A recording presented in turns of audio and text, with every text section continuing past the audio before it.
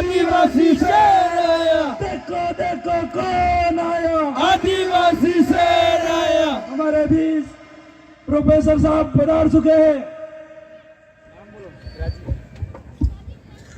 कुंभलगढ़ क्षेत्र के तमाम आदिवासी भाई और बहनों को मैं बांसवाड़ा आदिवासी परिवार की ओर से आप सबका हार्दिक जोहार और नमन करता हूं।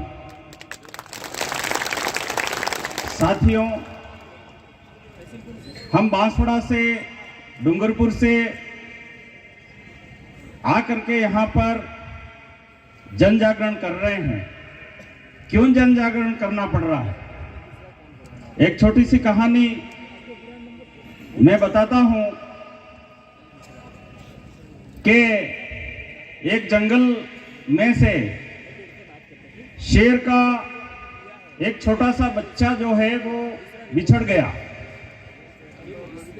और वो एक गांव में एक आदिवासी भाई के बकरियों के बाड़े में आ गया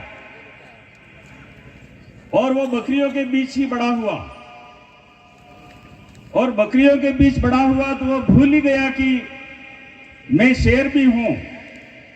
वो बकरियों के बीच अपने आप को बकरी ही मानने लग गया और बकरी जैसा ही व्यवहार करने लग गया। लेकिन एक दिन ऐसा हुआ कि जंगल का वास्तविक शेर उस बकरियों के बाड़े पर आक्रमण करने के लिए आ गया और उस शेर ने देखा कि बकरियों के बीच वो एक शेर भी भाग रहा है। बकरियों के साथ साथ शेर को देख करके वो शेर था वो भी भागा। तो उस शेर ने क्या किया कि उसको रोका। अरे तू क्यों भाग रहा है? तू तो मेरे जैसा शेर है। लेकिन उसको यकीन नहीं हुआ कि मैं भी शेर हूं। तब उसने क्या किया कि चल मैं तुझे बताता हूं तू कैसे शेर है। एक तालाब के पास में ले गया और पानी में परछाई दिखाई उसको, देख अपने आप को और मुझे देख, हम दोनों की परछाई एक जैसी है। तू भी शेर है, मैं भी शेर हूं। तो भील प्रदेश के बोरलाल परमार, कांतिभाई आदिवासी और हमारी मायाबेन जैसे शेर और शेरनिया जो है वो कुंभलगढ़ के आदिवासियों को ये बताने के लिए आए हैं कि आप भी शेर हो और अपने भीतर के शेर को जगाओ। ये कहने के लिए हम आपके बीच में आए हैं। और शेर की संख्या ज्यादा नहीं होती है। शेर बकरी और भेड़ की तरह नहीं चलते हैं, शेर अकेले चलते हैं। आप ये मत समझना कि हम इस कुंभलगढ़ क्षेत्र में या इस एरिया में हम कम संख्या में कम हैं। आप ये सोचना कि हम जितने भी हैं शेर हैं और हमारे चारों ओर दूसरे संख्या में ज्यादा है, लेकिन भेड़ और बकरियां हैं और उन भेड़ और बकरियों पर ये कम संख्या में शेर हैं, लेकिन ये राज करेंगे, ये शासन करेंगे। ये हौसला आप लोगों के भीतर जगाने के लिए हम आए हैं, क्योंकि हमारे भीतर का शेर जगा तो आज मध्य भारत में अपने आप को जो बकरियां भेड़े शेर समझ रही थी वो सब गायब हो चुके हैं और वहां पर केवल आदिवासी और आदिवासी परिवार का ही सिक्का चल रहा है। यह आदिवासी परिवार के जन जागरण का नतीजा है। हम यहाँ पर यह बताने के लिए आए हैं कि अपने आप को पहचानिए और अपनी ताकत को पहचानिए।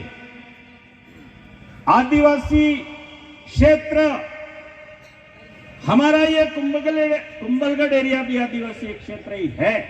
भले ही सरकार ने कुंभलगढ़ क्षेत्र को आदिवासी क्षेत्र घोषित नहीं किया है, लेकिन आप थोड़ी बहुत जानकारी संविधान से प्राप्त कर सकते हैं। गवर्नमेंट ऑफ इंडिया एक्ट 1935 पढ़िए।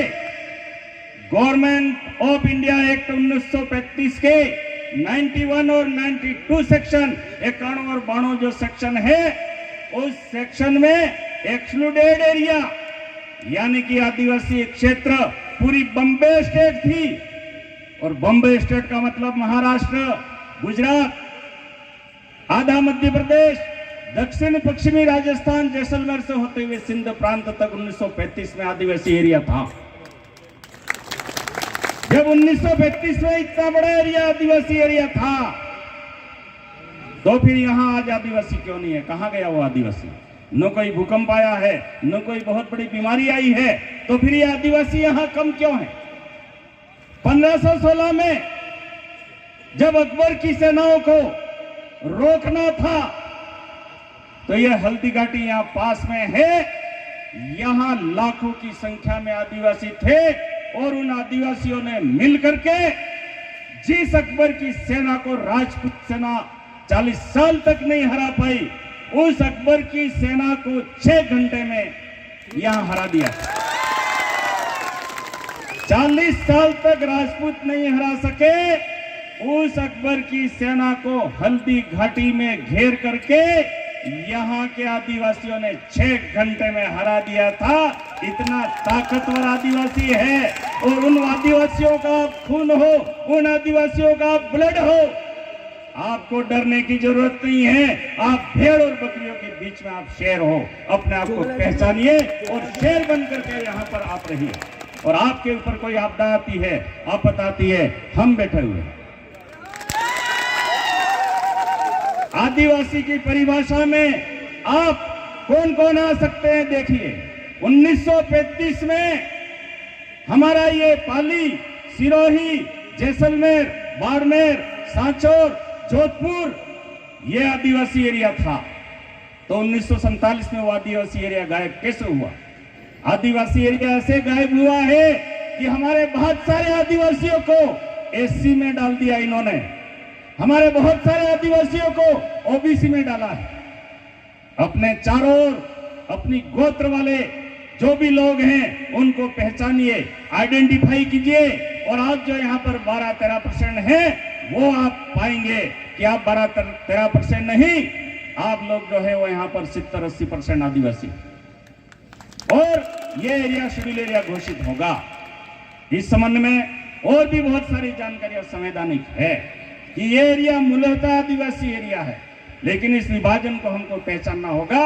एससी का सूचीकरण हमारे देश में 1956 में हुआ, और यह एससी का सूचीकरण है वो आदिवासी एरिया के बाहर किया जाना था, आदिवासी एरिया में नहीं किया जाना था, क्योंकि 1949 का जो संविधान था उसमें साफ लिखा हुआ था कि आज के बाद लोकसभा और विधानसभा में पारित कोई भी कानून आदिवासी क्षेत्र पर लागू नहीं होंगे। तो 1956 का जो एससी का सूचीकरण था वो हमारे ये आदिवासी एरिया में नहीं होना चाहिए था, क्योंकि 1956 से पहले यहाँ एससी नहीं था। एससी 1956 में बना है। तो फिर 1956 से पहले एससी कौन था? 1956 से पहले ओबीसी नहीं था। तो फिर 1956 से पहले ओबीसी कौन था? 1956 से पहले आदिवासी कौन था? उसको आइडेंटिफाई कीजिए, उसको पहचानिए। मेरा कहने का मतलब ये है कि आपके चारों ओर आपके जैसे शेर कौन है उनको पहचानिए, उनकी संख्या को बढ़ाइए और इस इलाके पर राज कीजिए। मध्य भारत का आदिवासी आपके साथ है, आपका बाल बाका नहीं होने देगा। जहां आपका पसीना बहेगा वहां मध्य भारत का आदिवासी यहां आकर के खून बहेगा। लेकिन आपके हक और अधिकारों के लिए हम सब मिलकर के लड़ेंगे। साथियों, हमारे कांधे भाई जैसे धुरंधर वक्ता भी कुछ बोलने बाकी हैं, इस वजह से मैं अपनी बात को यहीं खत्म करता हूं। जय जोहार, जय आदिवासी, जय बिल्कुल। प्रोफेसर साहब के लिए जोरदार तालियों से स्वागत करें। अब बोलना जरूरी नेक्स्ट की कड़ी में झारखंड